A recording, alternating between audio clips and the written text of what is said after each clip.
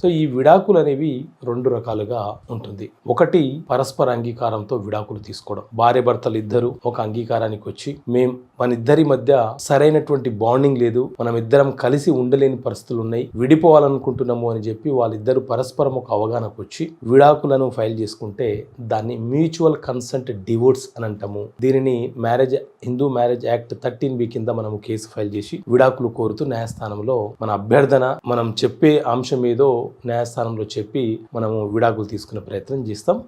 దీన్ని mutual consent divorce అని పిలుస్తాము. ఇక రెండో వివాహ పద్ధతి ఏంటి అని అంటే కంటెస్టింగ్ డివోర్స్. అంటే భార్య భర్తల ఇద్దరిలో ఒక భాగస్వామికి విడాకులు ఇవ్వాలని ఉంటుంది, మరొక భాగస్వామికి విడాకులు ఇవ్వకూడదని ఉంటుంది. మరి ఎవరైతే విడాకులు ఇవ్వాలనుకుంటున్నారో ఆ వ్యక్తి, ఆ భాగస్వామి ఎందుకు విడాకులు ఇవ్వాలనుకుంటున్నారో దానికి గల బలమైనటువంటి కారణము న్యాయస్థానంలో ప్రూవ్ చేసుకోగలిగితే న్యాయస్థానము ఆ భాగస్వామికి విడాకులను మంజూరు చేస్తుంది. మరి ఈ కంటెస్టింగ్ డివోర్స్ ఫైల్ చేసేటప్పుడు అంటే ఇద్దరిలో ఒక వ్యక్తికి మాత్రమే విడాకులు ఇవ్వాలి అనే సందర్భం ఉన్నప్పుడు కారణాలను ఎలా చూపించాలి అంటే చట్ట ప్రకారంగా ఏవైనా కొన్ని బలమైన కారణాలు ఉండాలి. ఒకటి, వివాహం అయిన తర్వాత భార్య లేకపోతే భర్త వేరే వ్యక్తులతో ఇల్లీగల్ ఎఫేర్ పెట్టుకుంటే, అక్రమ సంబంధాలు పెట్టుకుంటే దాన్ని ప్రూఫ్ గా చూపిస్తూ విడాకులు కోరవచ్చు. రెండు, భార్య భర్తల్లో ఎవరైనా ఒకరు మ్యారేజ్ అయిన తర్వాత మతం మారిపోతే దానిని చూపిస్తూ విడాకులు కోరవచ్చు. భార్య లేకపోతే భర్త ఎవరైనా ఒకరు